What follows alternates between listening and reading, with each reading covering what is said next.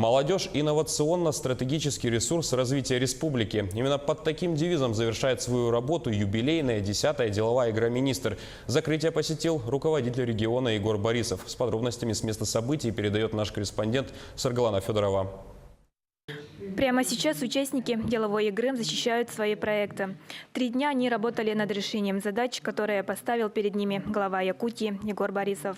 Глава поручил участникам разработать проект «Якутия. Регион цифровой экономики». Участники разделились на 8 команд. Игроки постарались внести определенные предложения, направленные на улучшение жизни и качества населения. Разработали такие проекты, как наноробот «Трубоскан», направленные на оптимизацию работы газораспределительных сетей, пилотный проект телеграм-канала «Районные газеты» и так далее.